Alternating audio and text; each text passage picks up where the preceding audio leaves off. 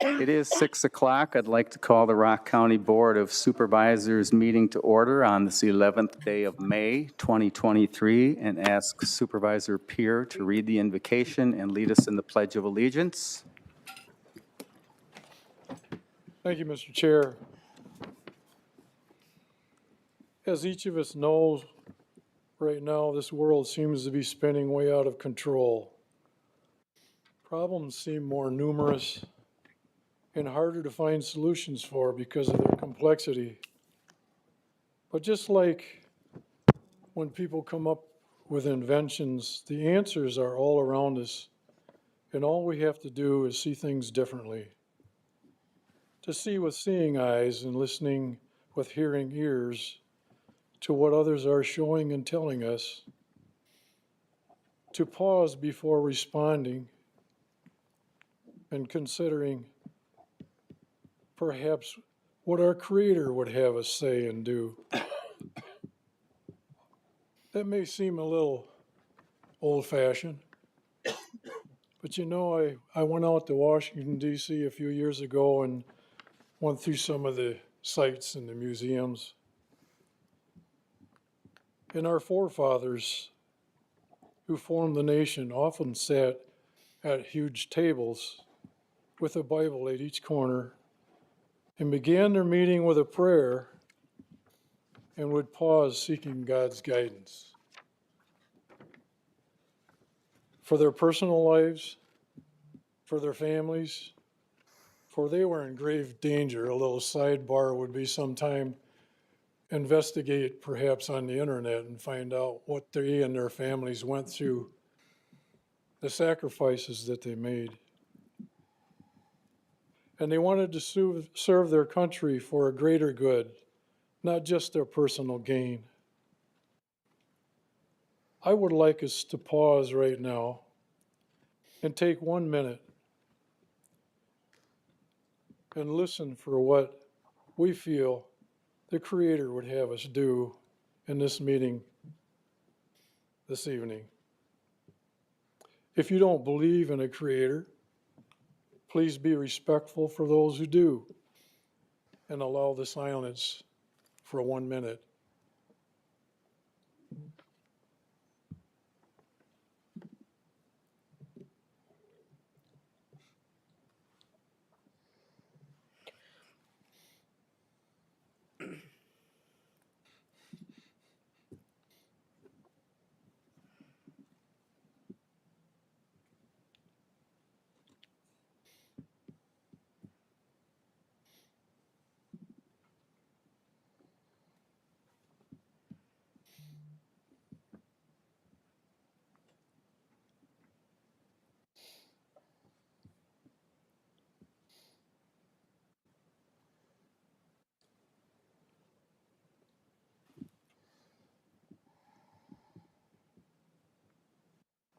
Thank you very much. Being on the Board of Health, lastly, I would also like to share a poem about infections.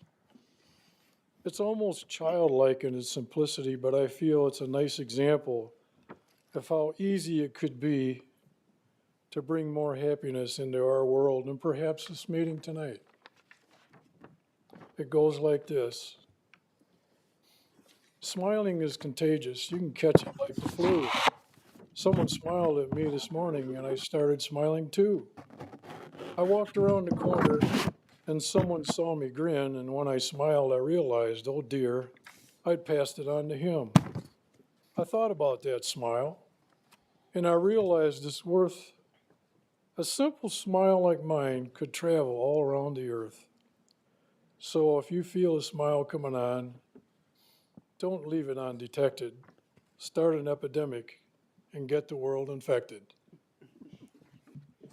I pledge allegiance to the flag of the United States of America and to the republic for which it stands, one nation, under God, indivisible, with liberty and justice for all.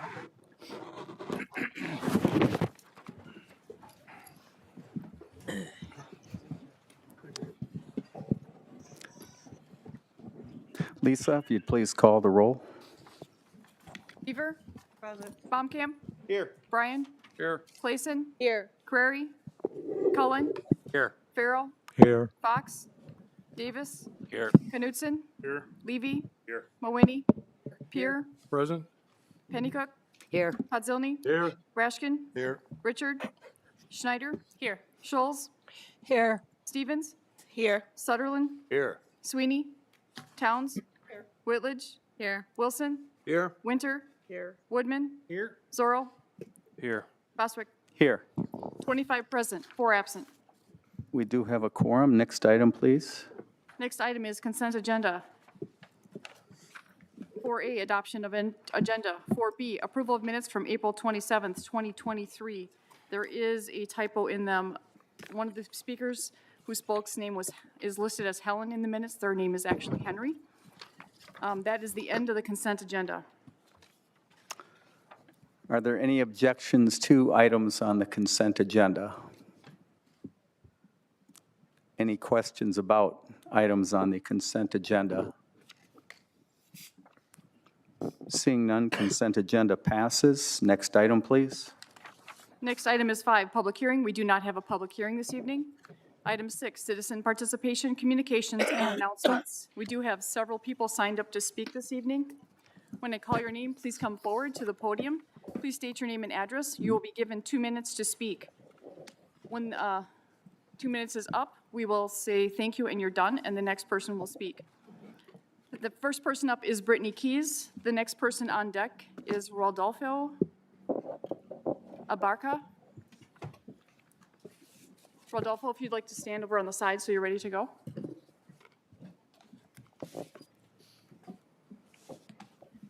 Good evening. My name is Dr. Brittany Keys, and I reside in Beloit. And I want to just thank everyone here for your service and the opportunity to provide public comment this evening. I'm here to speak out against racism in all of its forms and stand beside our biracial people of color in our community, the YWCA, and immigrants beside immigrants throughout Rock County. Just like many of you in this room, about 2 weeks ago, I took the Stand Against Racism pledge. Living up to this pledge is hard work, and at times it is uncomfortable. And at times I would like to be able to push the pause button, but that is one of the things that I have learned. It is my white privilege that allows me that option. So in efforts to foster healing and growth, eliminate fear, increase understanding, and strengthen our community, I'm going to ask each of you to join me on a journey of personal and community work as I get the courage for myself to start Me and White Supremacy. It is a book by Layla F. Sahad. It is a book with a mission to help us combat racism, change the world, and to become a good ancestor. The book starts with words from a white anti-racist educator, Robin DiAngelo. She acknowledges that this work is difficult and it is uncomfortable. She prepares us by stating that racial discomfort is inherent to an authentic examination of white supremacy. DiAngelo recommends this resource, saying, Layla Sahad has given us a roadmap to take on this work. This book is a gift of compassion from a brilliant Black woman willing to guide us through a deep examination of white racial conditioning in service of our liberation. So I will end by humbly asking you to join me and embrace this resource as we work to align our shared professed value of equity with our actions. Thank you. Brittany, could you say your full address too? Is it possible to just have it written on there for it? Everybody has to state. Okay, I live at 1611 East Ridge Road, Beloit, Wisconsin. Thank you. Thank you. Rodolfo, you're next. Please state your name and address. Nathan Belby is next after that. Yep. My name is Rodolfo Barca. I live at 726 Cleveland Street, Beloit, Wisconsin. And I'm going to follow up with what Brittany has said. White supremacy is a racist ideology that is based upon the belief that white people are superior in many ways to people of color and other races. Therefore, white people should be dominant over other races. White supremacy is not just an attitude or a way of thinking. It also extends to how systems and institutions are structured to uphold this white dominance. For the purposes of this book, we are only going to be exploring and unpacking the white supremacy looks like at the personal and individual level. However, since systems and institutions are created and held in place by many individual people, it is my hope that more people do the personal inner work here. There will be a ripple effect and an actionable change of how white supremacy is upheld out there. This work is therefore not just about changing how things look, but how things actually are. From the inside out, one person, one family, one business, one community at a time. Perhaps you are wondering why I chose the word white supremacy instead of something softer or less confrontational like white privilege or unconscious bias. People often think white supremacy is a term that is only used to describe far-right extremists and neo-Nazis. However, this idea that white supremacy only applies to so-called bad ones is both incorrect and dangerous because it reinforces the idea that white supremacy is an ideology that is only upheld by a fringe group of white people. White supremacy is far from fringe. In white-centered societies and communities, it is dominant paradigm that forms the foundation for which norms, rules, and laws are created. Thank you. Next speaker is Nathan Melby. On deck is Devon McIntyre. Please state your name and address. Nathan Melby, 2757 South High School Road, Beloit, Wisconsin. Go ahead. Many white people hear the words white supremacy and think, that doesn't apply to me.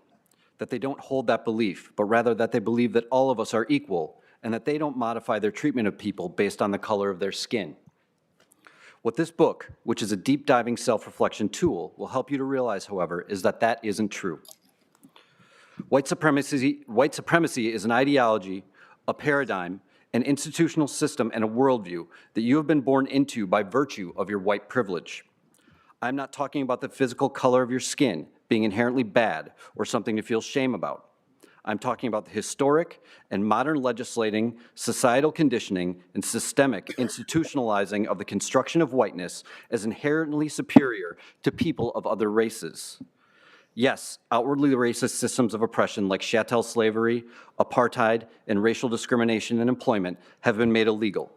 But the subtle and overt discrimination, marginalization, abuse, and killing of Black and Indigenous people of color in white-dominated communities continues even today because white supremacy continues to be the dominant paradigm under which white society operates.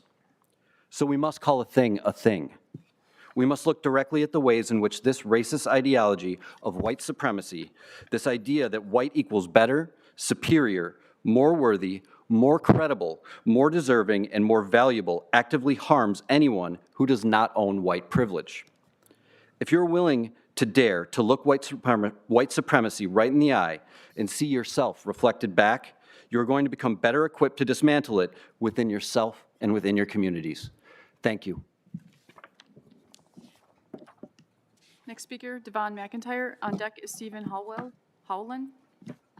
Good evening. My name is Devin McIntyre. I'm from Beloit, Wisconsin, 920 Park Avenue, and this will be a continuation of Layla's book. Your commitment. This is commitment work. The work is hard. There's no way to sugarcoat it. White supremacy is an evil. It is a system of oppression that has been designed to give you benefits at the expense of the lives of persons of color, and is living inside you as an unconscious thoughts and beliefs. The process of examining it and dismantling it will be necessary and painful. It will feel like waking up to a virus that has been living inside you all these years that you never knew was there. And when you begin to interrogate it, it will fight back to protect itself and maintain its position. There's nothing I can do to protect you from that. There are no safety nets, no shortcuts, and no easier routes. You will want to close this book, run away, and pretend you never heard of me. You'll want to blame me, rage at me, discredit me, and list all the reasons why you are a good person and why you don't need to do this work. That is the response of the white fragility and the anti-blackness lying inside. You have to understand that this is what you can expect to occur, and you have to decide how before you begin that you're going to stay committed regardless. You have to decide what is going to be an anchor that keeps you committed to this work. Your commitment to your own healing, your own commitment to being a better friend or family member to a person of color. Decide now before you begin what is going to help you stay committed to this work and when the going gets tough. What keeps me going is my commitment to truth, love, and being a good ancestor. Thank you.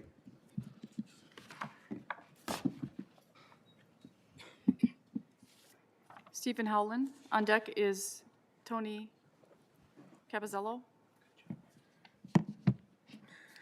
Steve Holland, 1617 Emerson Street, Beloit. I believe we have an awareness and engagement problem in Rock County of having residents be aware of issues and problems and engaged in finding solutions. I thank Supervisor Mike Zorro for doing more to call attention to and get media coverage of the issues of racism and immigration than many of us who regularly attend anti-racism events. We speak of a level playing field. I can beat Usain Bolt in a 100-meter dash. All I need is a 90-meter head start. I often fail to see the advantages, the head starts I have had throughout my life. It is easier to see my disadvantages, the people who cut in line in front of me. It is tempting to let my own personal experience override the data. Does an instance that I may label reverse racism tempt me to reduce racism to just individual acts and not something that is embedded in our policies or practices? Don't yield to temptation. Do the full investigation. Look at the data, all of the data. Do diversity, equity, and inclusion efforts work? The answer is not a simple yes or no. When DEI training is done as a check-the-box one-time approach, it can do more harm than good. Let's make sure the commitment is intentional and consistent and measured over time. This is not a short-term endeavor, so let's weave it into our long-term strategy, addressing systemic issues and measuring outcomes to assure better results over time. But DEI is only a small piece of the picture. So look at the disparities from the cradle to the grave. Look at infant mortality, graduation rates, incarceration rates, employment rates, income rates, accumulated wealth, and life expectancy. How great are the gaps? What are we doing to address these gaps? As to the illegal immigration resolution that I guess did not make it out of committee, Steve? time? Yes, thank you. Thank you. Tony, you're next. On deck is Charles Villalobos. Thanks for your time. I'm going to give a little piece of the book just to stick with the script, and then I'm going to go off script pretty quick. The piece of the book that I'd like to share right up front is that we cannot dismantle what we can't see, and that we can't challenge what we don't understand. And what I've come to understand as a high school teacher in Beloit and as the founder of a nonprofit that we call Good Trouble Beloit, which is about 80 members strong, of mostly young people who understand immigration, who understand the planet, who understand violence, who understand all the things that many people in this room that look like me maybe don't understand. And what I'd like to say on their behalf tonight is that our government cannot afford to fail them. They are absolutely committed to making sure that we do the right thing. And just the notion that we are going to pass a resolution that picks on and hates a certain group of people because we have not understood the backdrop of why the country is in the situation that it's in. It is much broader than a group of people. It is things that we have voted for. It is things that have accumulated over centuries and policy over the last 50 years that have put us in a bad spot. And everybody's looking for a scapegoat. But it is not the kids and the families of those kids that I have the privilege of serving every single day. It is not them. Yet I know for a fact that those kids have been with me in public and have been highly scrutinized for no reason other than the fact that they're black or Mexican, period. They've done nothing wrong, but they get the look, they get the stare, they get the glare. I don't get that. I never got that, but they get it all the time. And as a guy who's with them all the time, I'm embarrassed to be white. Tony, thank you. Please state your name and address also. Tony Capizzello, 524 North Garfield in Janesville. Charles, you're next. Please state your name and address.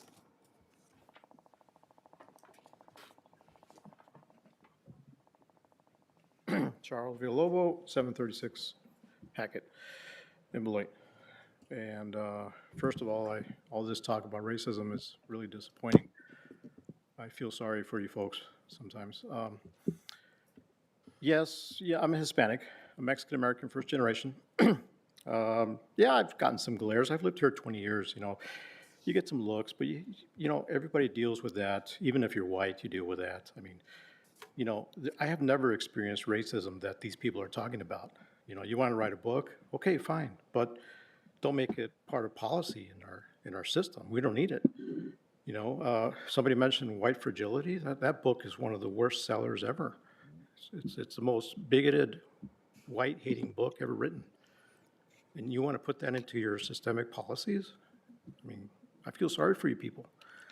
Anyways, I was going to talk about the stand against illegal immigration because I'm actually for it, and a lot of my colleagues are for it too. I belong to a nonprofit, and I deal with immigrants all the time.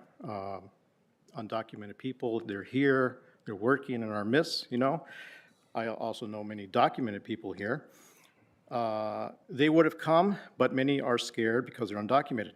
So, but they share the same idea I do. That is that we need to stop immigration illegally at the border. And that's because they're dying at the border. People are dying. Okay, I can't stress that enough.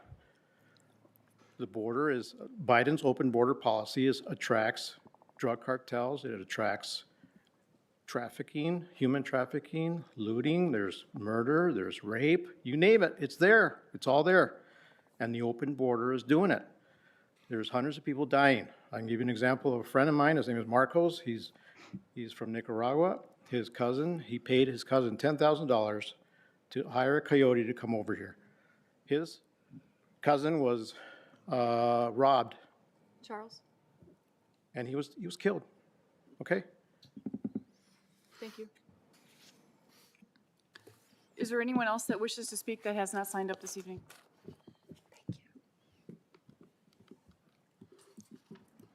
We did receive 3 public comments that were submitted prior to the meeting.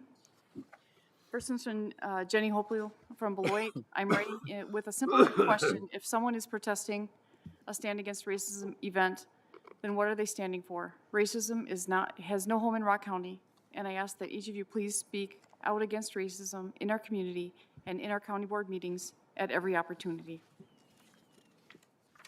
Next one is from Megan Miller, 1135 Partridge Avenue, Beloit. Good evening. I am writing in response to the proposed resolution targeting people who are undocumented. It's my understanding that this will be proposed in a retaliatory spirit to the resolution in support of the YWCA Stand Against Racism Day. I fully support standing against racism because doing so is about unifying a community against existing forces that currently oppress and divide us against each other. This proposed resolution against people who are undocumented is intended to further divide, dehumanize, and other groups of people. As a teacher, I have served students and families who are undocumented across Walworth and Rock County.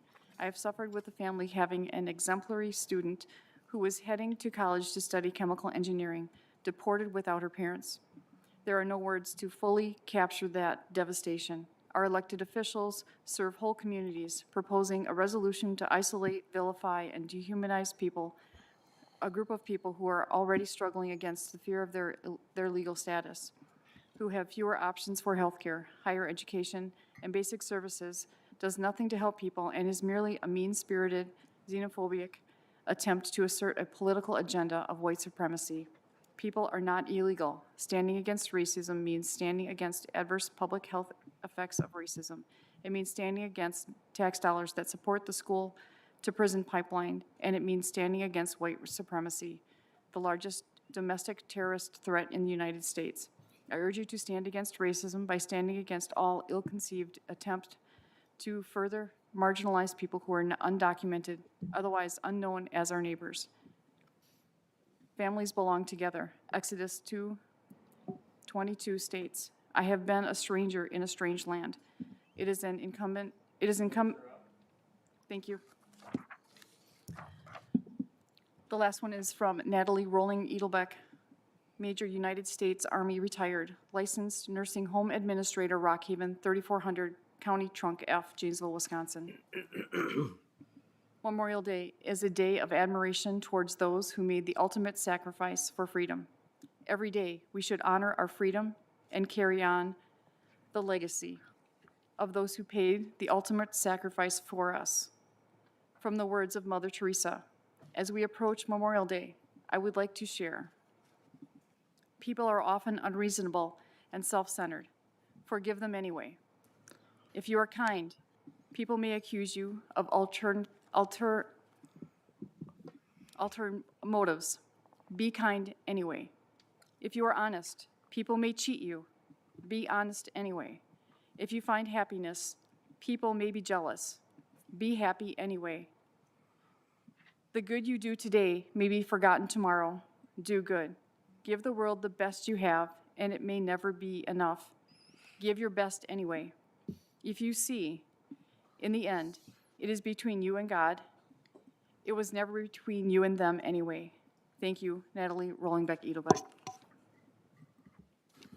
That is the last of the submitted written comment. Any communications from supervisors tonight?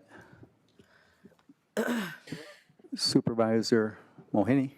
Thank you, Mr. Chair. My sheet. I know that we were to have a resolution in place for this evening's meeting. As a committee, we have been meeting regularly, the ad hoc committee. The first 2 months were spent putting out fires from a Facebook post from November 14th implying that Rockhaven was closing. We also had new committee members that needed to be brought up to speed. The paper at your desk is the draft plan of what the committee will be reviewing at its next meeting, June 14th at 3 p.m. in the Public Works Conference Room and on Zoom. Here's a brief idea what we plan to do. We have good news. Medicare rates are going from $193.09 to $338.63. That's an increase of $145.54. In revenue, it's $4,249,768. In Medicare, the rates are going up $100.18, which is an estimated revenue of $292,526. Combined estimate revenue increase in 2023 Rockhaven budget due to these increases totals $4,542 and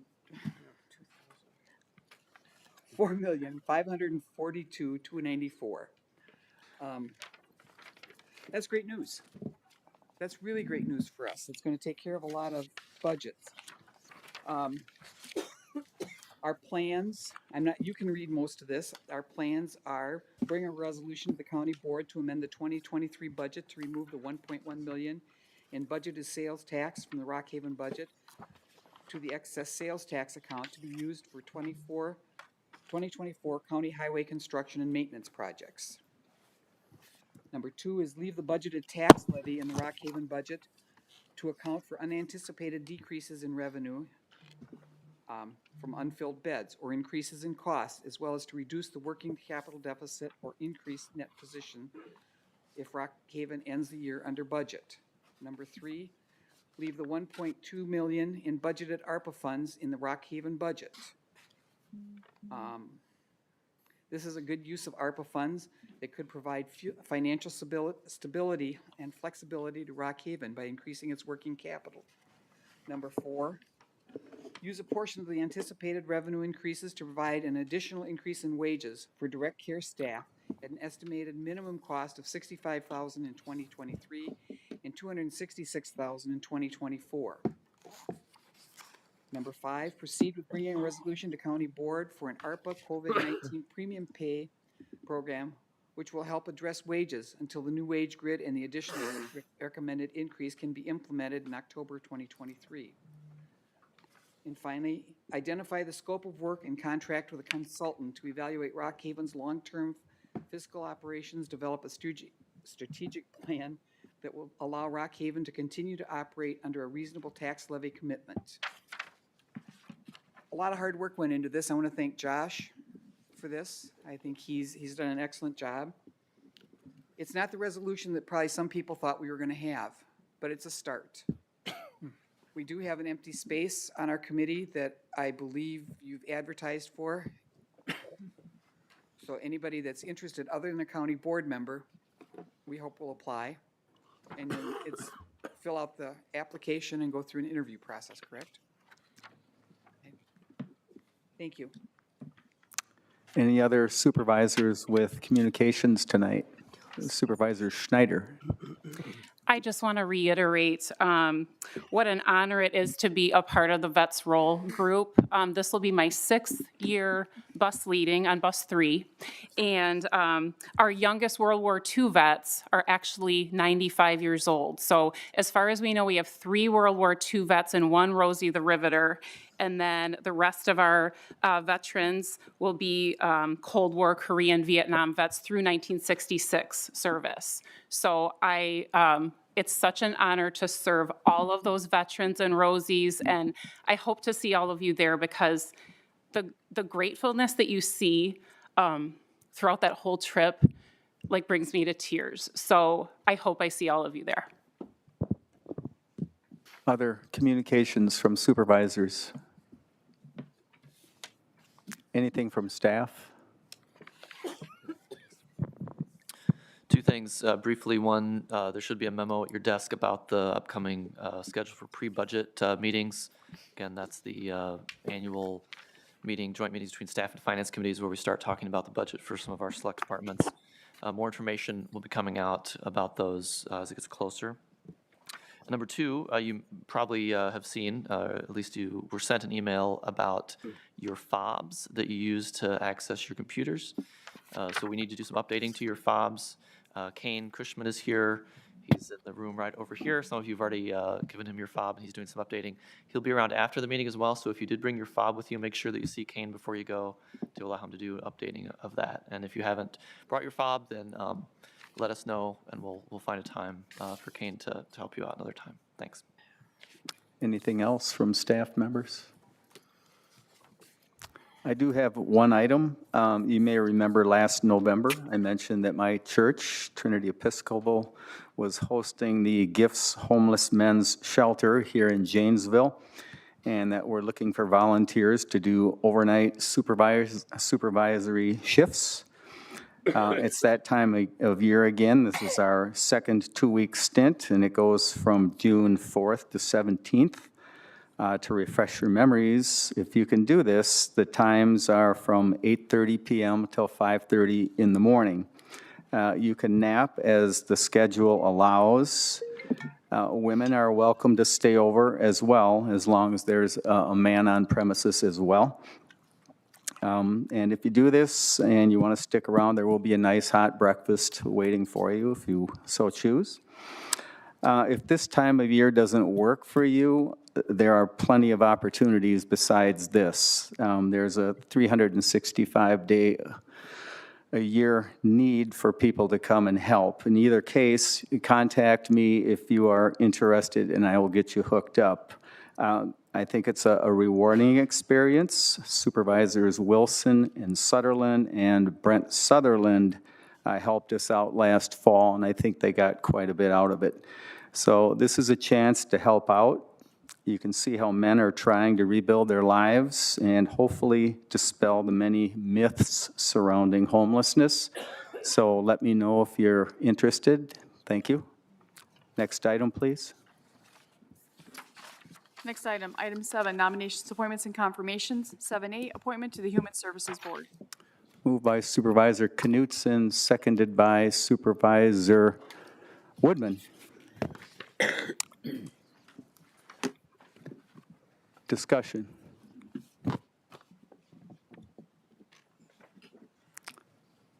This is roll call. Please vote.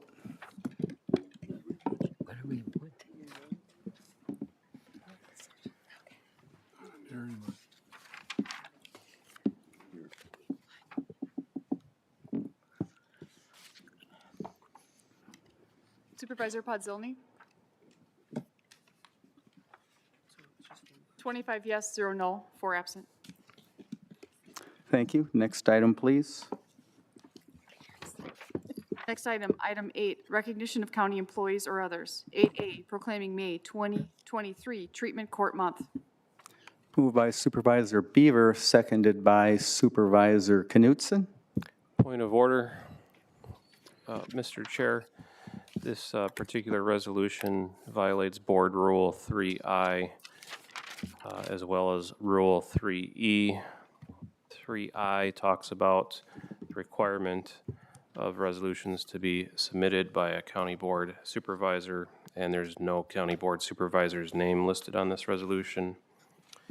And Rule 3E states that the required notes must be attached before the governing committee may take action.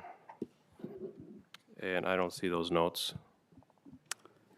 Okay, regarding Rule I, my ruling from the previous meeting on a similar issue remains the same. The point of order is overruled. As far as Rule 3E goes, regarding the notes that are included, I'd like to call on Corp Counsel for his interpretation of Rule 3E. So just to be clear, it's not my interpretation, it's the board's interpretation. So the board, I feel like sometimes a little bit of a broken record up here recently, but is the board in charge of interpreting its own rules?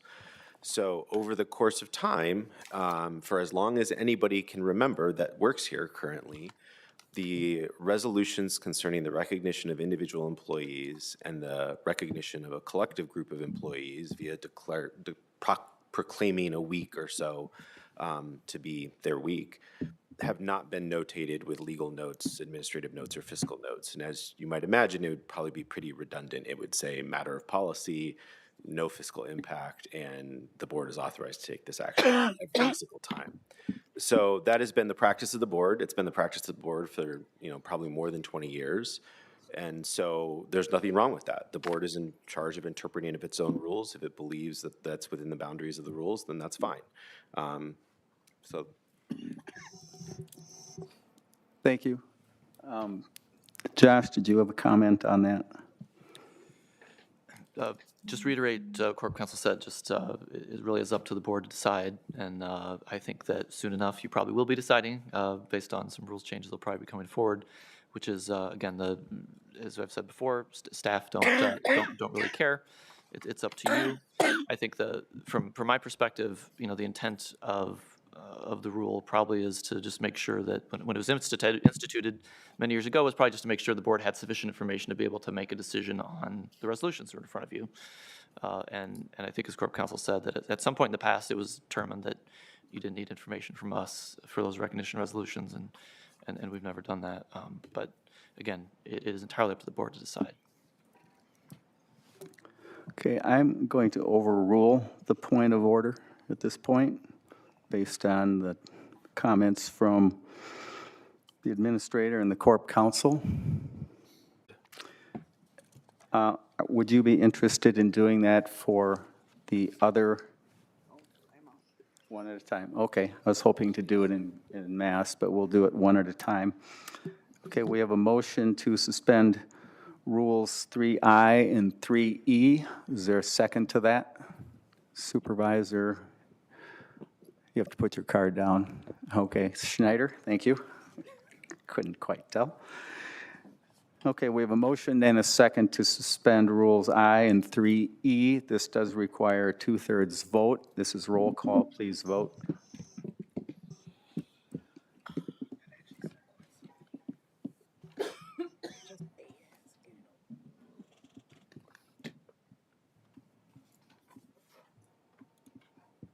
Yes, 19, no 6, 4 absent.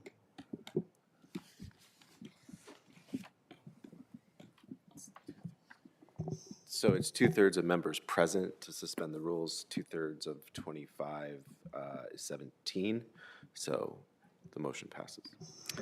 Okay, the motion has passed to suspend the rules. We'll go back to the original motion, which is proclaiming May 2023 Treatment Court Month. Discussion? This will be roll call. Please vote.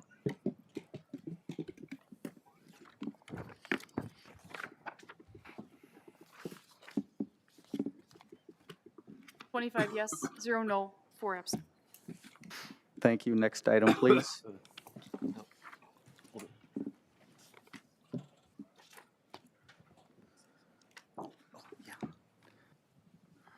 Okay, I believe we have some judges in the room. It's kind of hard to tell who's back there.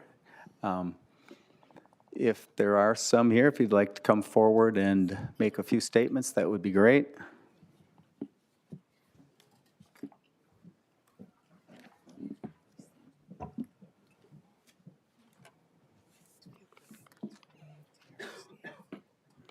Normally Supervisor Peter comes up and presents this to us, but I was at the meeting. I just want to thank the county board again for the support that you have given to our treatment courts, I should say. We have 4 treatment courts here in Rock County. I do our drug treatment court, and for those of you who don't know me, I'm Judge Barbara McCrory. I've done our drug treatment court since 2016. We started it in 2008, I believe. So we were one of the first drug courts in the state. I don't want to say anything other than to thank you, but I do want to share a couple of words from some of our recent graduates. When someone else was talking about not hearing those people, that they're sort of throwaway people, I think lots of times you think of people, especially those in our treatment courts, as throwaway people. In our drug treatment court, we deal with high needs, high-risk people, meaning they have high needs for treatment and a high risk of reoffending.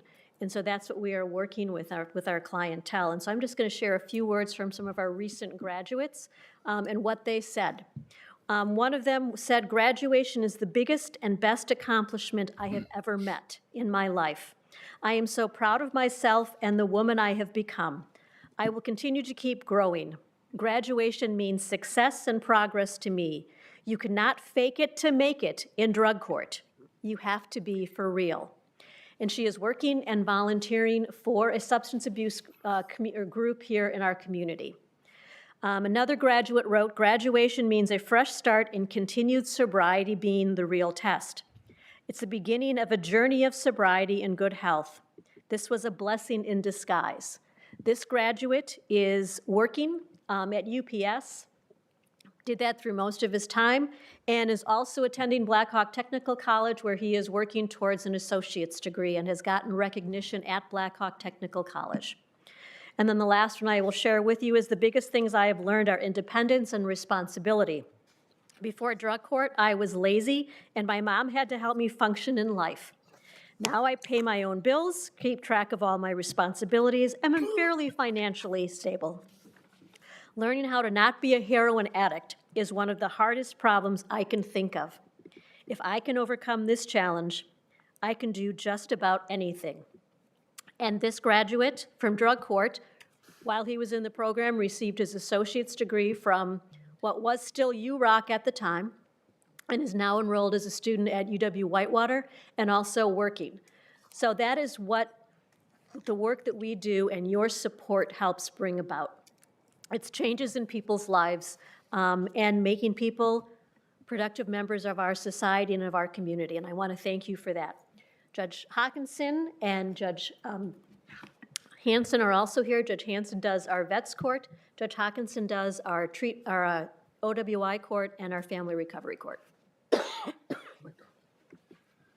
I'll be brief. I know you have quite an agenda.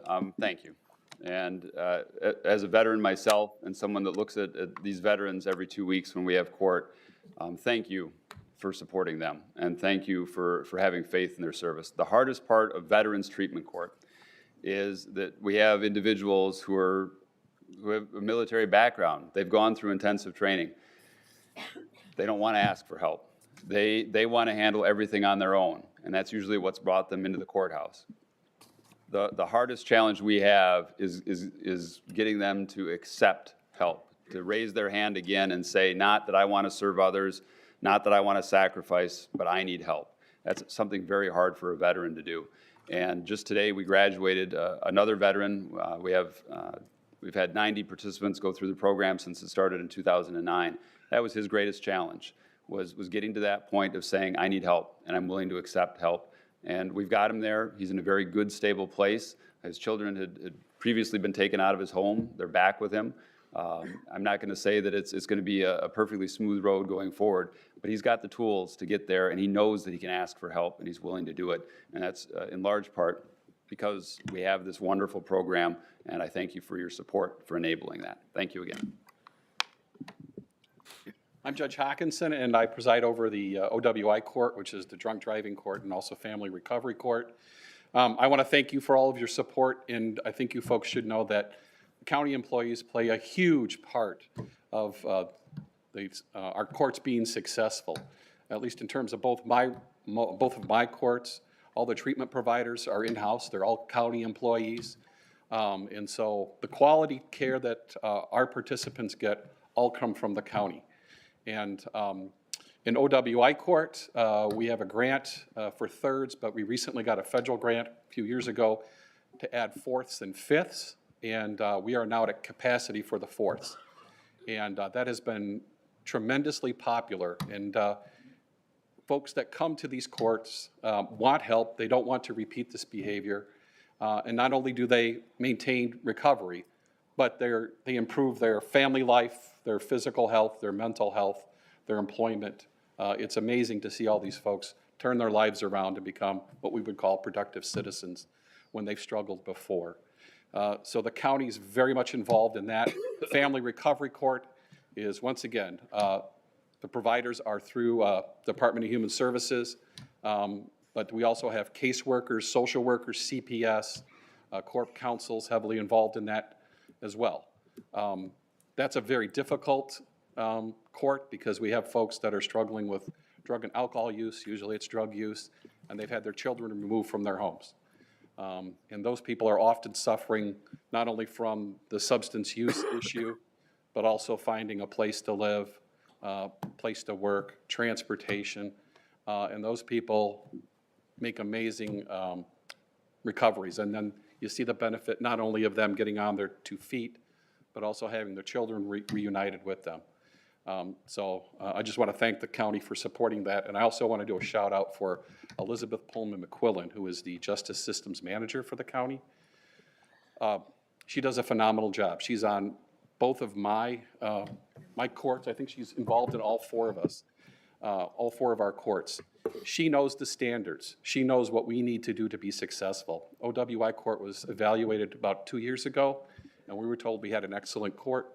And we were then invited to be a mentor court for the nation. We didn't make that. We were in the final process of that, but we were asked to apply for that. But I'll just let you know that Elizabeth was asked to be on the faculty of the national program for DWI. So she's an excellent resource. She really makes the courts, she makes sure that we follow what we need to do to be successful, because there are a lot of courts out there that just kind of go willy-nilly. She's on us, right? She'll say that's not what the standards are and we have to make decisions. And Rock County is very fortunate to have her here to make sure the treatment courts do what we need to do. And then I know she has other responsibilities as well, but she's an important component for the treatment court. So thank you again for all of the support from not only from the Board of Supervisors, but from Human Services, all the treatment providers, everybody in the county. We have 4 great programs. So thank you. With that, we'll go. Thank you.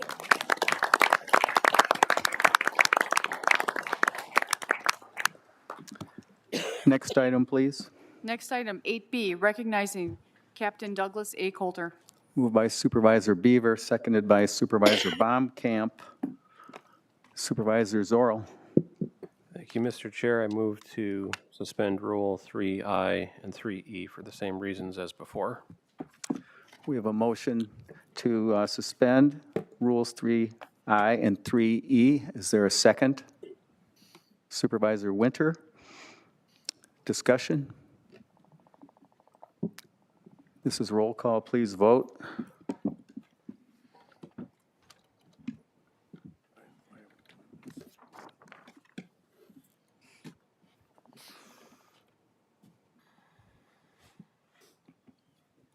Yes, 20, no 5, 4 absent. Okay, the rules are suspended for this particular item. Discussion?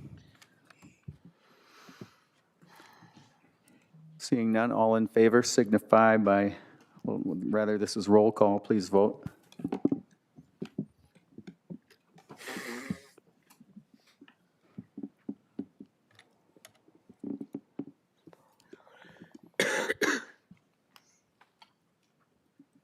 Twenty-five yes, 0 no, 4 absent. Thank you. Next item, please.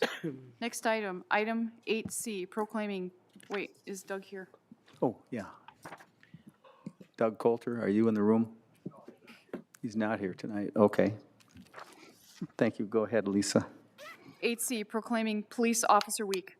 Moved by Supervisor Beaver, seconded by Supervisor Whitledge.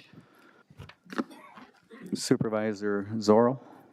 Thank you, Mr. Chair. I move to suspend only Rule 3E on this for same reason before, but there's no issue with Rule 3I on this one. Okay. We have a motion to suspend Rule 3E for this item. Is there a second? Supervisor Baumkamp, or rather Woodman. Discussion?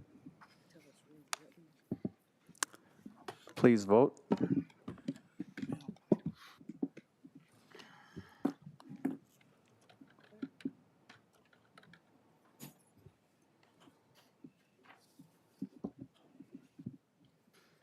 Yes, 23, no 2, 4 absent.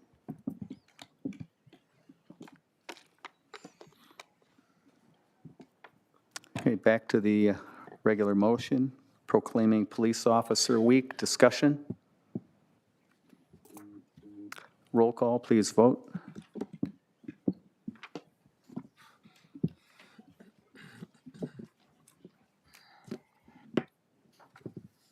Twenty-five yes, 0 no, 4 absent. Thank you. Next item, please. Is there anyone here to accept it? Is there anybody here to represent the police at this point? I don't think so. Next item, please. Next item, item 8D, proclaiming Emergency Medical Services Week. Moved by Supervisor Baumkamp, seconded by Supervisor Whitledge. Supervisor Zorro. Thank you, Mr. Chair. I move to suspend Rule 3E for the same reason as before. We have a motion to suspend Rule 3E for this particular item. Is there a second? Supervisor Baumkamp, discussion? Roll call, please vote.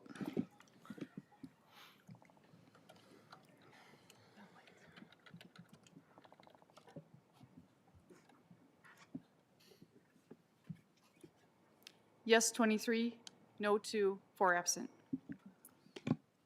That returns us to the original motion, which is proclaiming Emergency Medical Services Week. Discussion? Roll call, please vote.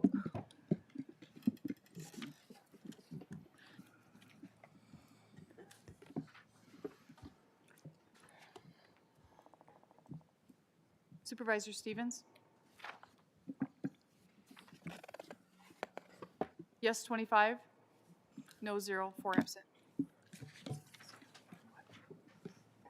Is there anybody here from the emergency medical group?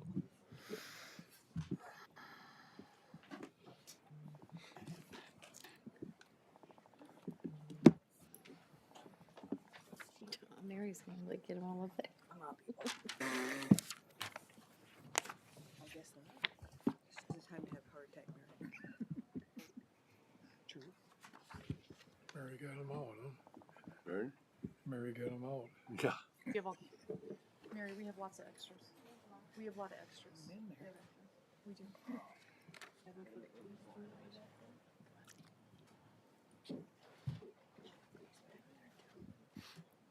We have one. Y'all need to like come around a little bit more. So they can all see you. Mhm. We'll put you right in the middle, Doc.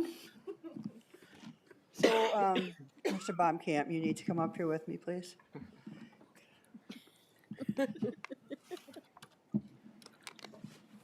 It's our privilege to present the EMS week resolution to this group of people that are standing in front of you.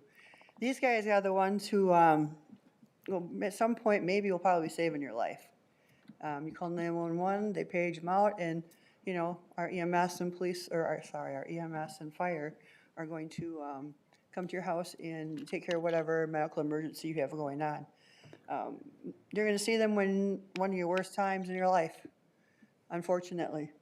Unless you go to their open houses and, you know, pancake breakfasts and all that, then you can, you know, see them in a different light. But however, these guys are special people. Mr. Baumkamp here is still working in the EMS field fire, and that's why I made him come up here, because he was trying to hide back there. So. I spent 20-some years in the EMS world, and to say I enjoyed it. I did not like to see people hurt or dying, but I enjoyed taking care of people, and it was a bright spot in my life. So, and I happen to have 3 of my local people from Evansville here that you know are still working. Carolyn, who is now the chief, joined when I was on the ambulance, and we spent a lot of time together. Probably too much some nights, but you really form a family with these guys, because you know you're spending probably a lot more time with these individuals than you are with your own families. We also, you know, had the youngest one here came in right after I left the EMS world, and Carrie came in, how many years? About 10 years she's got already. Holy crap. She came in while I was still the chief there, and a lot of fun, a great EMT, and Evansville's really lucky to have these guys. Evansville's a volunteer service. Yeah, they get paid something, but it's not a full-time job. They're not getting, you know, they're not getting the retirement. They're not getting the, you know, the health insurance and all those things that come along with it. But you know, they're still doing all the work. It's a lot of work to continue their license and to get your license. And you know, we need to thank these people. You guys all have them in your communities, and especially if you're a volunteer service, you really need to go in and thank those guys. And it'll give you an option coming up here in this week. I think it's next week, if I'm not mistaken. And I hope that you guys stop by and say something to them. And the rest of these guys, Janesville. Janesville is here represented, which is nice. We have our doc here, who is our medical director. He holds, yeah, he's hiding. He holds all the licenses for all of these people. They all work under his license. And it's a grueling job for him to keep track of them all and to keep them all in line. So I really, you know, want to thank you for all the hard work that you put into it. And we have you from St. Mary's, correct? Correct. You're the emergency director there? The emergency preparedness director. There you are. Also, a lot of time that you put into your work and making sure that, you know, when the EMS come in there, that, you know, they have things that they need to have to, you know, make their cots up, treats. These guys love treats, let me tell you, especially at 1 in the morning when you haven't had supper yet. So, but yeah, they it's a great working relationship that these guys have with all of the hospitals in Rock County and in Dane. So, great group. I'm very proud to say that I worked with them for that long, and I hope they continue to be involved, because you never know when you're going to need them. So, I'm going to let Mr. Baumkamp take over the resolution. I'll touch on the first thing first. Is I don't know if most of you know that about over half our county is protected by volunteer fire department and EMS. These people miss meals, kids' events, birthday parties, get up in the middle of the night, 2 o'clock in the morning, go on a call, and they have to be at work at 7 in the morning. These are very committed people. There's a lot of training. We're adding more disciplines to EMS, and to keep up with training is very time consuming. We do it on a full-time department and we have a hard time getting it done. I can't imagine how they get it done on the volunteer department. So, yeah, thank them when you see them. It's a great service they provide, and without it, your taxes would be very high. So thank them very much. So the resolution is proclaiming Emergency Medical Services Week, whereas emergency medical service is a vital public service, and whereas EMS teams are available to provide life-saving care 24 hours a day, 7 days a week, and whereas the EMS system includes emergency medical technicians, paramedics, firefighters, physicians, nurses, educators, administrators, and others. And whereas career and volunteer EMS members are dedicated and selfless professionals who engage in thousands of hours of training to enhance their skills, and whereas the citizens of Rock County benefit from the knowledge, skills, and dedication of these EMS specialists as they work together to ensure prompt and appropriate treatment at the scene, on the way to the hospital, and in the emergency room. And whereas the EMS system has been greatly challenged by the COVID-19 pandemic and has shown great resilience and dedication to fulfill their duties in a professional and respectful manner. And whereas the Rock County Board of Supervisors wishes to honor the dedication of those who provide the day-to-day life-saving services of medicine's front line. Now therefore, it be resolved that the Rock County Board of Supervisors duly assembled this 11th day of May 2023 does hereby proclaim May 21st through the 27th, 2023 as Emergency Medical Services Week, and expresses their appreciation for the life-saving work of these professionals in our community.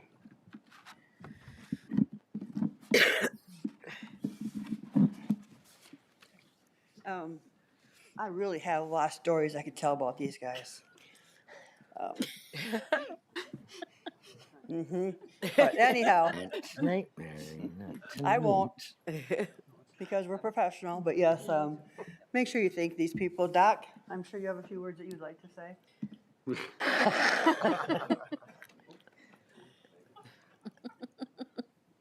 I can always come up with something extemporaneous. It's the background in the FFA. True story. I got extemporaneous speaking gold at state. Today is an interesting day in that the public health crisis ends today, right? So we're all over COVID. It's done, right? I don't want to get political with any of that, but while that crisis is done, this crisis still looms, and you've heard volunteer, volunteer, volunteer, volunteering at the homeless shelter, volunteering within the communities down in Beloit. Volunteerism is a problem, and it's a dying art, and I think any of you that have been involved in anything civic understand that. This is no different from fire and EMS in that the volunteers are really, really strained right now. They are really, really strained. While the population in many of these rural communities is increasing for a lot of factors, the citizenry within those communities is not. And so the calls to service are going up, those who are volunteering is going down, and we are getting to a tipping point here where it's borderline dangerous for some of these jurisdictions. Keeping the ambulance staffed, making sure when you call 911 that somebody shows up is becoming a daily conversation. You people in those two front rows need to know that, and you need to be aware of that. And I'm not in the habit of presenting problems without solutions. I don't have the answer. I don't. But it is a big problem, and it's a conversation that needs to be had. And if we're going to have it here locally, this is the place to start. So as far as any answer, I got ideas, but I don't know what the answer is. Yes, it's probably going to raise your taxes, and it's probably going to raise my taxes too. And no, I'm not thrilled about that. But if we deem this service essential and we want someone to call when we pick up that phone and dial, at some point we're going to have to pay for it. I don't want that to take away from EMS Week being EMS Week and all the achievements and accomplishments that this group of individuals and the other 400 like them in this county have achieved. It's incredible work that they do. Many of you have used their services either directly or indirectly, and I'm proud to be the medical director for a number of the services. I will continue on in that vein, and I will continue to strive to keep the ambulance staffed. We're going to need your help in politics to keep that going. We're going to need it. This is an essential service, although it's not deemed as such, and it needs to be. Thank you all very much.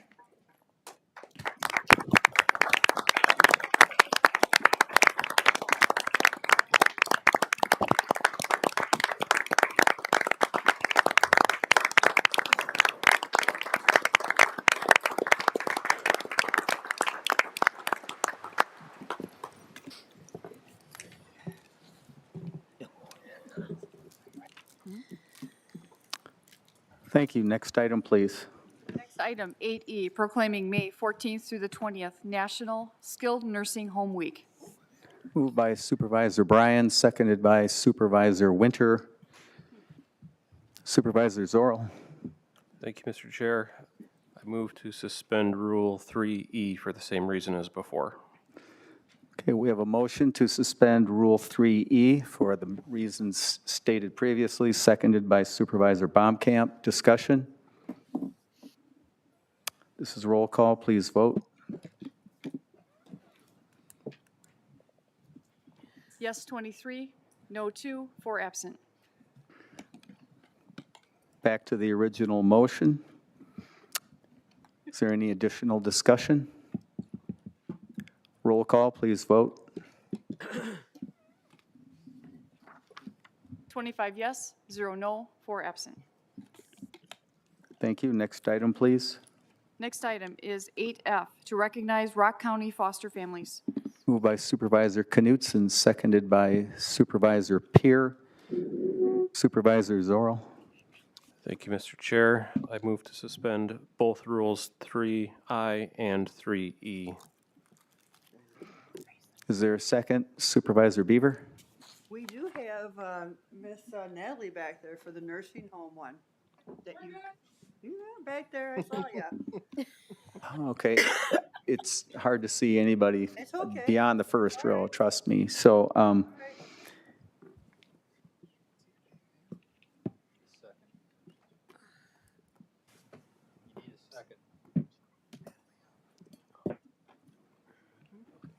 Natalie, we'll have you come up after we do this because we're kind of in the middle of it. I apologize for not noticing you back there.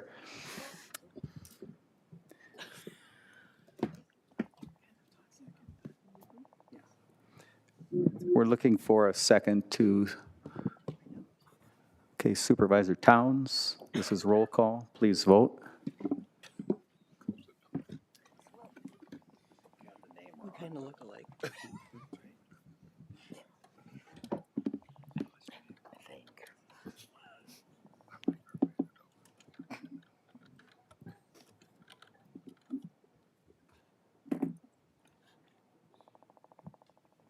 Yes, 23, no 2, 4 absent. Okay, back to the original motion. Is there any additional discussion? Supervisor Towns? Thank you, Mr. Chair. Was there committee action on this?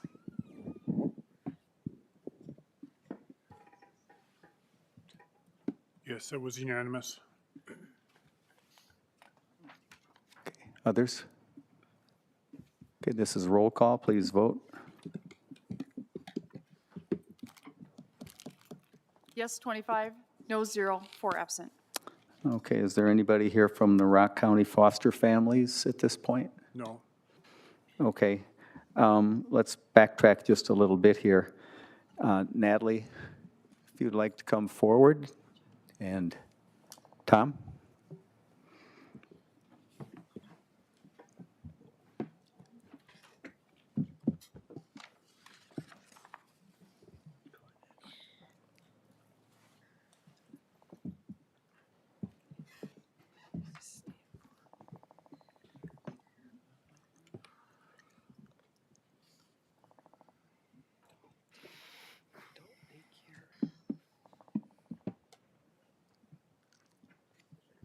Natalie. I won't go back through the resolution. It was already gone, well, whereas Rock County has an approximate total population of more than 163,000 citizens, and 22% or approximately 27,000 citizens are 60 years old or older. Whereas each of us reaches a stage in life where we need assistance with our medical or living needs. It is a comfort to know that the Rock Haven Skilled Nursing Home will meet the needs of many of our older citizens in need of skilled nursing care. To know that Rock Haven staff have a reputation of well-deserved, well-trained, caring individuals who get proper care and attention to those who deserve our best. And whereas Rock Haven Skilled Nursing Home is a county-owned skilled nursing facility serving the Rock County community for over 160 years. The beautiful county setting provides peace and relaxation to approximately 96 residents, and while allowing for quick access to off-campus activities and appointments. Rock Haven offers short-term care, memory care, and long-term care services, along with physical, occupational, and speech rehab services for our residents. Whereas the goal of Rock County or Rock Haven is to provide services and treatments that maximize an individual's ability to function and attain the highest level of independence, and whereas established in 1967 by AHCA's National Skilled Nursing Care Week, celebrates the essential role that the skilled nursing care centers play in providing high-quality 24-hour nursing care to millions of American seniors and individuals with disabilities. Now, therefore, be it resolved that the Rock County Board of Supervisors duly assembled this 11th day of May 2023 does hereby proclaim May 14th through the 20th, 2023 as National Skilled Nursing Home Week, and express appreciation for the role of Rock Haven Skilled Nursing Home in caring for Rock County seniors and individuals and disabilities. I know Natalie's been here, I think, for 2 years now, and she was kind of given a mess, to put it bluntly, when she first got here, but through her leadership, there's been a lot of changes that were made out there. We had that report earlier from the ad hoc committee, and instead of, they'll probably always lose money out there, but it'll be a lot better than what it has been in the past. Thank you, Natalie. Thank you, sir. Thank you so much. You want to say anything? Thank you very much. This means a lot to all of the employees, and it's not about Natalie. It's about every employee at Rock Haven. It's about every resident that I'm blessed to serve. You may not need it now. We just like to quietly exist in the community. In age, it's not. It's not just 60 and above. We have long-term care. We have short-term rehab. You never know when you may need it. Next week, we have activities for the residents and the staff. Different themes, but my favorite is Friday, Texans, Westerns. Thank you very much.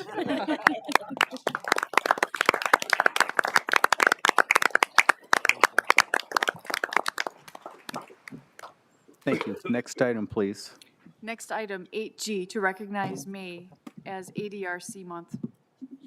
Moved by Supervisor Knutson, seconded by Supervisor Woodman. Supervisor Zorro.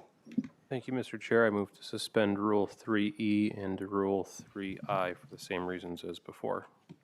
We have a motion to suspend Rules 3E and 3I. Is there a second? Supervisor Baumkamp, discussion? Roll call, please vote.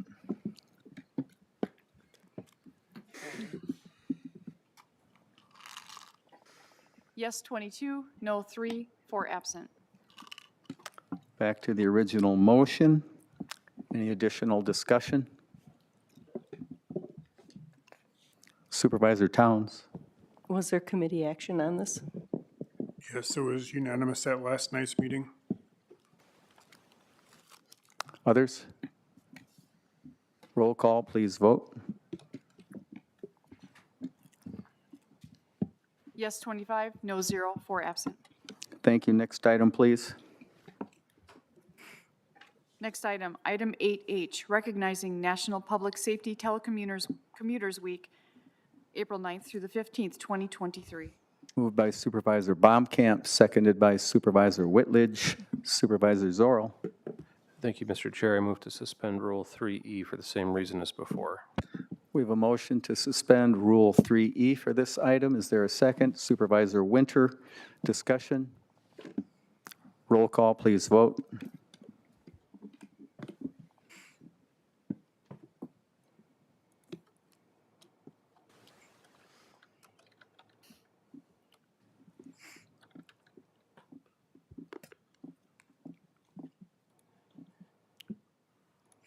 Yes, 23, no 2, 4 absent. Back to the original motion. Any additional discussion? Roll call, please vote.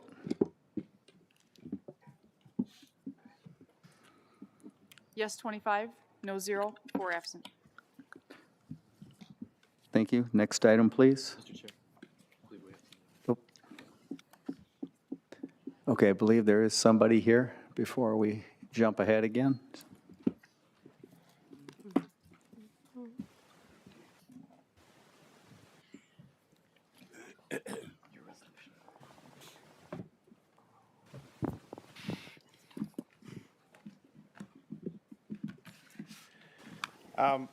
First off, I'd like to apologize for this getting missed. I feel bad about that. I was sitting here during the meeting, I'm like, uh-oh. And of all people, I should not miss this. I work with these people every day. When I'm on a major incident, they make my job really easy. A really good dispatcher can make you look good or make you look really bad, and ours make us look really good. They're very helpful. They're keyed in, they know what they're doing, they're listening on our other channels, so if I ask for something, they already have it working, something going for me, so it makes my job really easy. So I do appreciate everything they do. They're kind of the first line. Nobody sees them, they don't get credit for anything, but they do wonderful things out there. So, whereas the United States Congress has designated the second full week of April as National Public Safety Telecommunicator Week, and whereas the 911 professional is the vital link between the citizen and the public safety responder, and whereas the safety of our public safety responders is dependent on the quality and accuracy of information obtained by the 911 call taker and situational awareness provided by an alert and well-prepared dispatcher, and whereas the critical functions performed by the 911 professionals also include those related to medical pre-arrival instructions, crisis intervention, severe weather, highway safety, and other services that affect the health and safety of our citizens and responders. And whereas 911 professionals have played an integral role in the response to the coronavirus pandemic over the past year.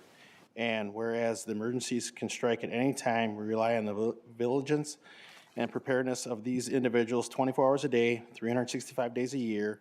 And now therefore resolved that the Rock County Board of Supervisors duly assembled this 11th day of May 2023, that the week of April 19th through 15th, 2023 be designated as National Public Safety Communicator Week in Rock County in honor and recognition of our community's 911 telecommunicators and call takers, and the significant contribution they make to the safety and well-being of our citizens and responders.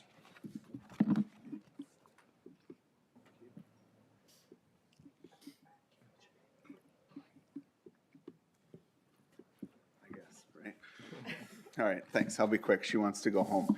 She was done 20 minutes ago. I've been there since 6:30.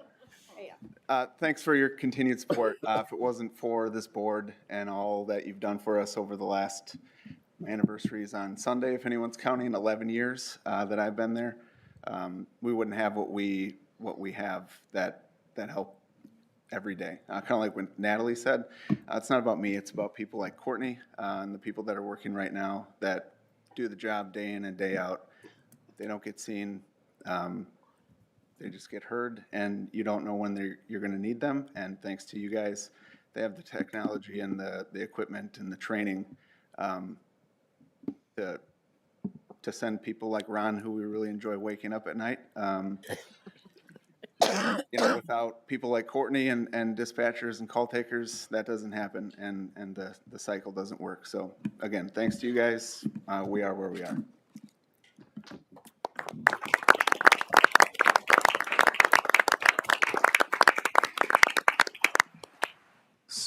Supervisor Bryan?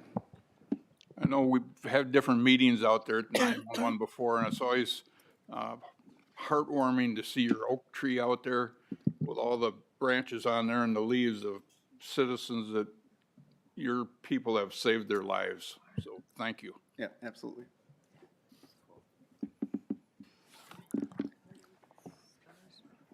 Thank you. Next item, please.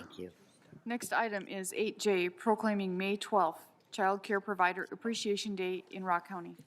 Moved by Supervisor Mohini, seconded by Supervisor Sutherland. Supervisor Zorl. Thank you, Mr. Chair. I move to suspend Rule 3E for the notes, but also for the same reason as before, and then Rule 3D, which is not in administrator's office on time.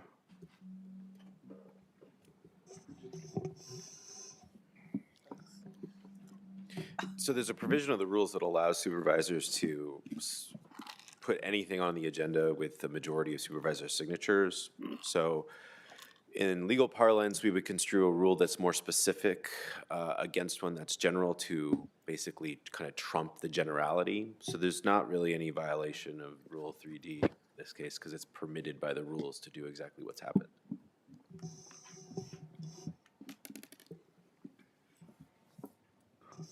That being said, you can still suspend it. It just doesn't matter. Point of inquiry.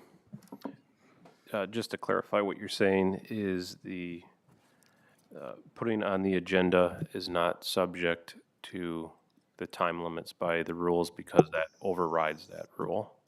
Yeah, so when you have a rule of general application that would prescribe a certain behavior, but then you have an explicit exception to that somewhere else in the rules, you would construe those provisions as operating in harmony, meaning that you can't they both can't be mutually true at the same time in this case, right? It says you can put something on the agenda with 15 supervisor signatures so long as you meet the edicts of the open meetings law. Well, if that's true, then the only prohibition is the open meetings law, and therefore what happened is allowed regardless of what the other rules say. Then I move to suspend Rule 3E only. We have a motion to suspend Rule 3E for this item. Is there a second? Supervisor Pennycook, discussion? Roll call, please vote.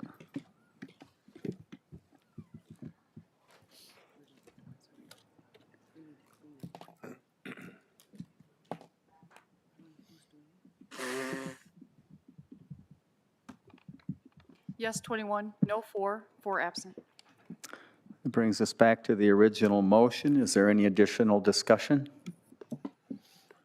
Supervisor Towns? Thank you, Mr. Chair. Quick question, did this go to any committee? No, it didn't. Thank you. Others? Point of parliamentary inquiry. Are you able to explain what the rules are in terms of going to committees and coming before the board? Yeah, so the same principle applies, right? So any resolution introduced by a supervisor needs to be referred by the chair in the ordinary course of business. That's the way the ordinary operation of the rules operate. The rule that allows for the board to place anything on its agenda subject to a majority approving that essentially functions as an exception to the way that resolutions have to be routed. So,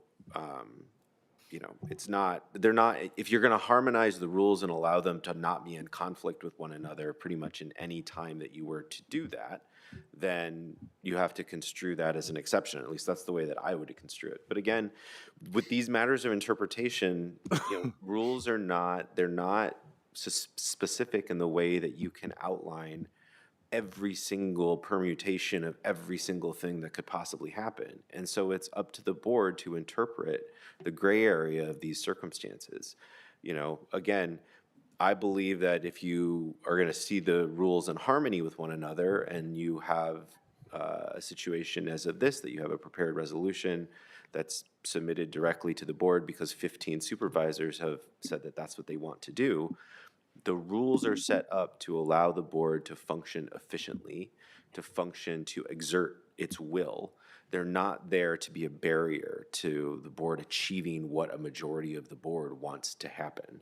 And so I think it's perfectly fine for the resolution to be duly considered, voted on, and approved But it's also up to you all. If that's not what you want to happen, then there are other options available. You can send it back to committee, you could vote it down. The chair could sustain a point of order that says the rules were not followed. All of those are possible. Thank you, Mr. Greenling. I think it makes sense that committee action would not be needed on that basis.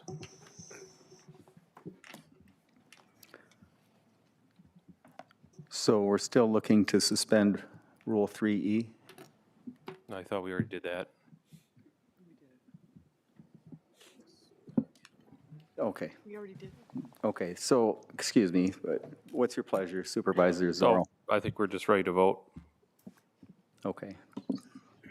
I call the question, I guess. Never mind, never mind. Okay. All right, any other additional discussion on the item? This is roll call, please vote. Yes, 25, no 0, 4 absent. Thank you. Next item, please. Next item, item 9, introduction of new resolutions or ordinances by supervisors for referral to appropriate committee. Any supervisors wishing to introduce a new resolution, please bring it forward at this time. Supervisor Schultz, I think I see back there.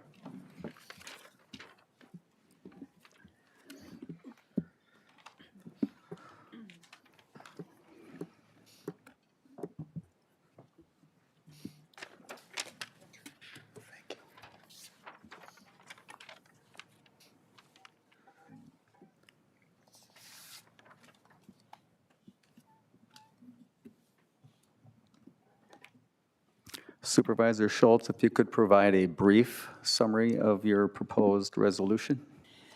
Yes, this rule, resolution amends Rule 8B I'll just read a short summary. In presenting business or debate, members shall address the chair to be recognized.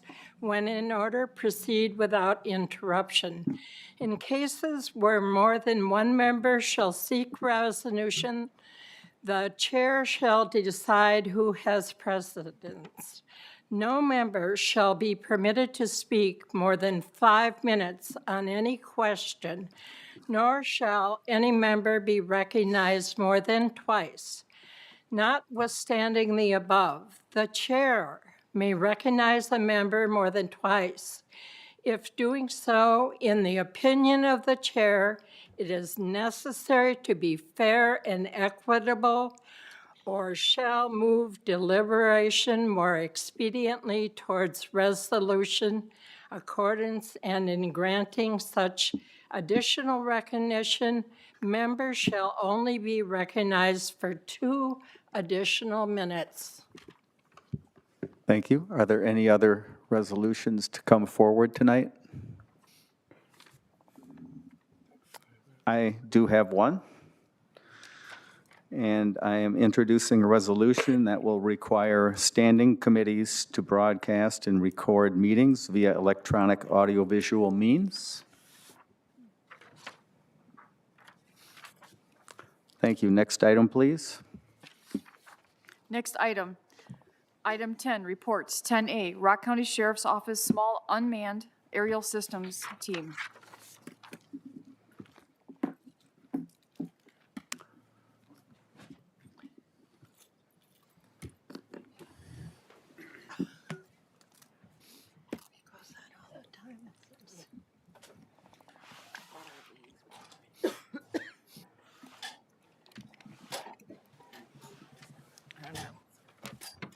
So I'll touch on just a couple little things while they're getting everything ready. I didn't come up during the Police Week proclamation because I knew I was coming up here again, and I don't want to make this go till 10 o'clock. I've done that enough, so, but I very much appreciate you guys having that proclamation, and your support is critical in all law enforcement throughout this community. So I want to make sure I say that. Now, tonight, we're bringing forth the drone unit, USAS. I keep calling them drones, so they get mad at me, and But with that is Commander Burdick, recently promoted to commander with our agency, was captain of the Detective Bureau. Corporal Frazier, who's recently taken over the unit, and Deputy Westcott. I'm very proud to work with each of these individuals, some for a very long time, Jason, but just turn it over to them now. Thank you guys for having us. We're just going to give you guys a real brief demonstration, PowerPoint, and a little video we put together to kind of explain to you guys what our UAS unmanned aerial system, better known as a drone. Our team was founded and started by Commander Burdick in 2018. Our primary functions are pretty much to assist every single specialty team that the Sheriff's Office has, which I'm proud of being a part of this team because it's very unique in that way. We have flown over 150 missions during investigations. We started with 7 team members and still actively have 17 team members. All of our team members are licensed to the FAA with our Part 107 license. We are also certified as a Sheriff's Office under a COA, which is a Certificate of Authorization, which we are actively renewing at this time, which is mandatory bi-yearly. We have several different types of drones in our fleet. Some range from very large to medium and small. These all have different capabilities which allow us to fly outdoor and indoor. Different things that we need to know for basic operation, which is mandatory through the FAA, are different fundamentals of remaining under 400 feet so we don't interfere with aviation and planes, especially with the Rock County Airport that we have in our city. We have to maintain contact with the airport when we're within a 5-mile zone. Make sure we're remaining safe, keeping our eye on our drone at all times. And staying away from people flying over vehicles and whatnot. And a lot of those licenses and certifications do authorize those to occur under the rules, which is in a much greater detail. A lot of things that we have to do as a team is real big on maintaining the weather conditions. Obviously, weather can change, especially we live in the great state of Wisconsin. It changes in the matter of a blink of an eye. Operating a drone in a safe manner, not to endanger life or property of one another, is very important that we take very seriously as well.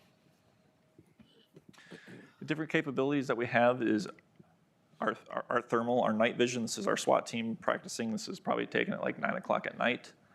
This has greatly assisted us in officer safety and in our investigations over the last several years. This allows us to, of the different drones and the capabilities that we have speakers, we have our night capability and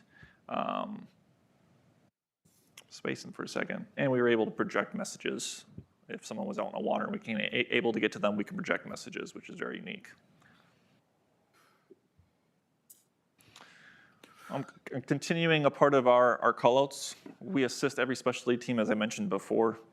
We heavily operate with our SWAT operations, our rec safety, looking for subjects, our mobile field force, using a different point of view, especially in large crowd movements. We use our drones heavily in our accident reconstructions, which help us with those investigations, and our crime scene processing as well. This is a perfect example of an intersection of a wreck. Having a camera that's able to fly has brought us to a completely different level and capability with the technology to be able to investigate these more accurately and with photo evidence as well.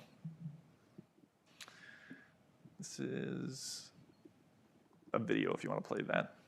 So this is a real brief video of a subject that is hiding next to a residential area.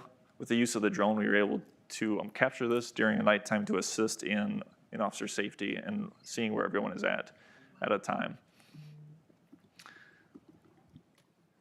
You kind of see here in this lower part of the residence here, it's very easy to see when someone is running or hiding along an area.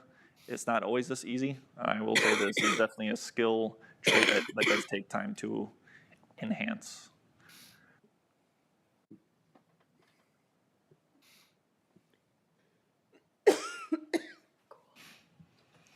This is just a brief deputy enforcement log that we use that just kind of helps us reminder of different laws that we have to follow, different things that we can enforce with privacy, state statutes, and maintaining our certification with the FAA. This is our team here, and then a brief picture that we've been able to take of the sheriff's office. We've been utilizing our drone as well with, you can translate into the video. We've been using our drone to help assist in documenting the future of the sheriff's office and the current construction that is actively going out there as well. This is a brief video that we put together. Yeah. Just a few minutes, and we'll go forward from there.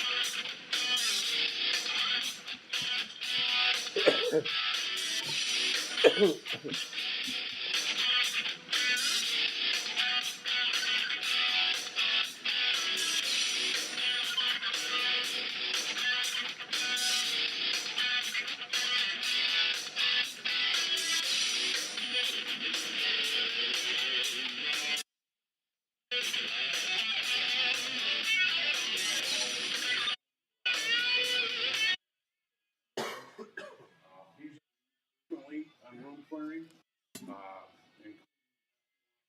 Howard County, where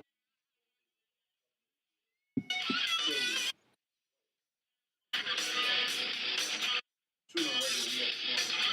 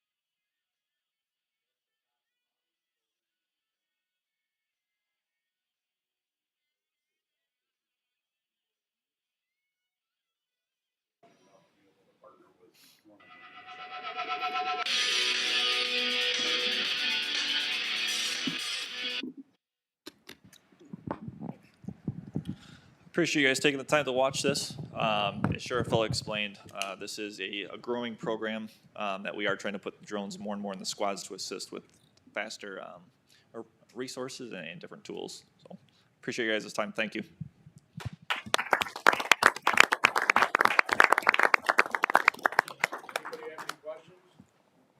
Do any of the drones have like thermal recognition, like if a child's lost in a cornfield? Yep. Great.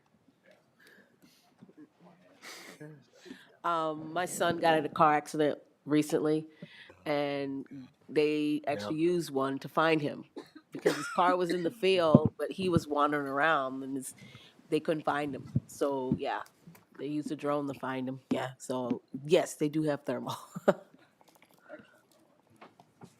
Do you get called out to assist game wardens at all? I have to call, but they actually have some of their own. I don't know if you guys have gone up. So. Yeah, we haven't assisted them.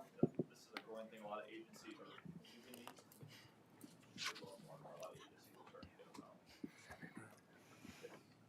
How many hours can those guys stay up in the air? Obviously, this technology, they're all based off energy. It's a matter of how many batteries and things like that we have. We can stay for several hours at a time, and we have the capability of charging as we go as well. So we need to stay out for an entire shift. We can stay out for an entire shift. When do we start getting speeding tickets via the drone? Is it? We wouldn't do that anyway. Oh, that's nice to know. Just kidding. Anybody else?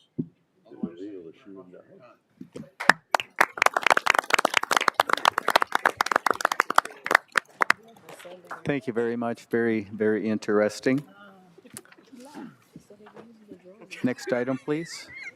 Next item, 11B contracts, 11B1, to ratify the 2023 labor agreement between Rock County and the Deputy Sheriff's Association. Moved by Supervisor Baumkamp, seconded by Supervisor Davis.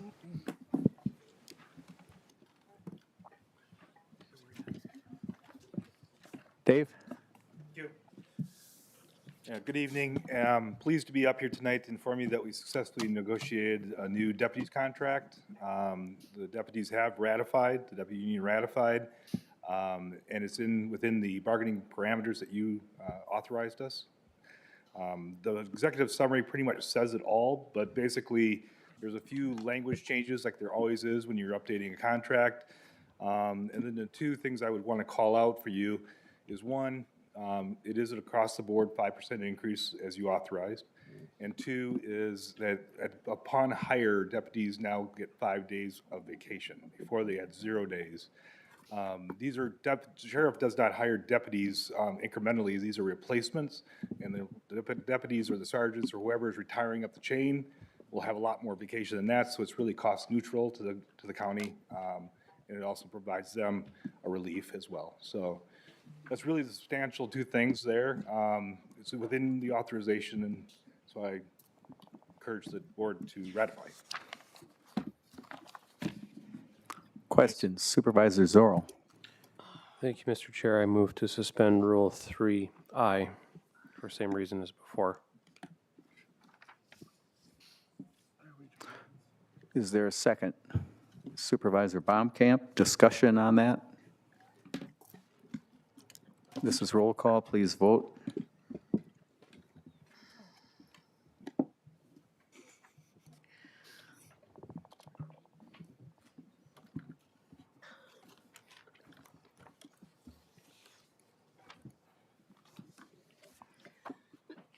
Yes, 22, no 3, 4 absent. Back to the original motion. Any comments or questions at this point?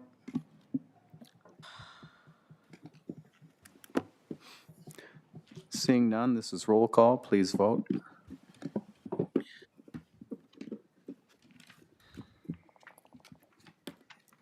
Yes, 25, no 0, 4 absent. Thank you. Next item, please.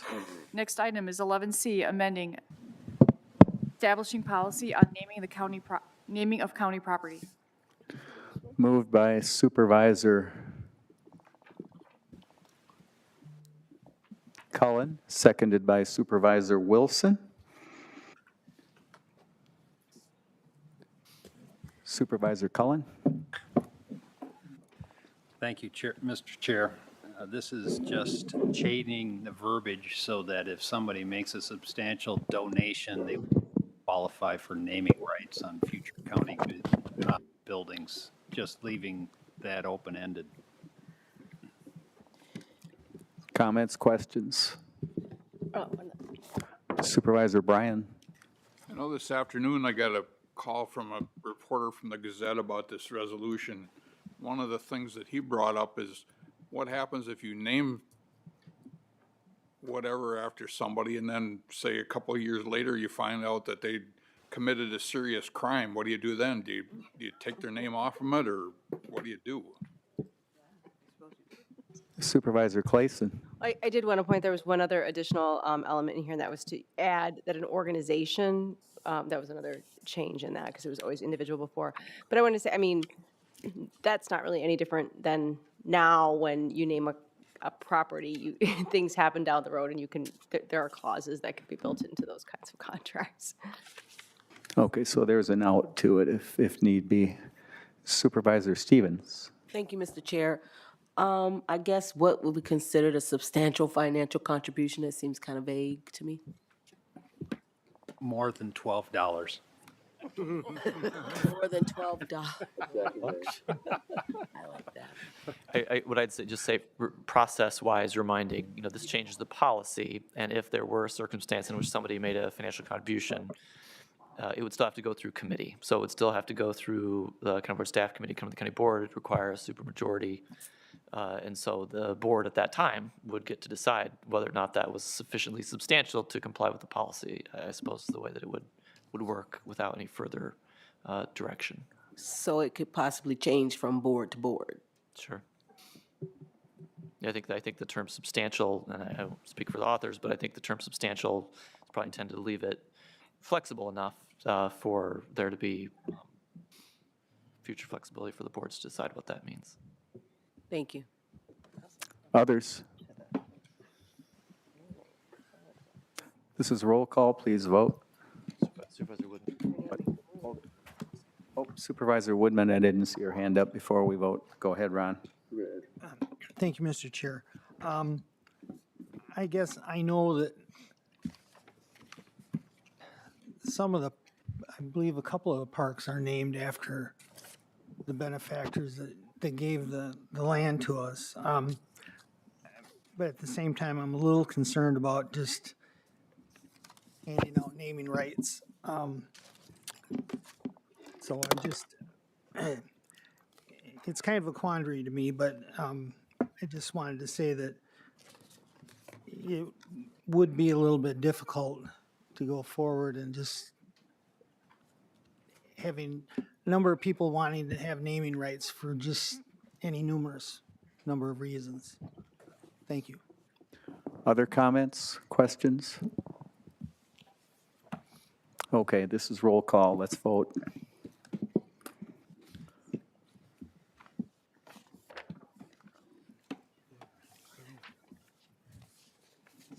Nineteen yes, 6 no, 4 absent.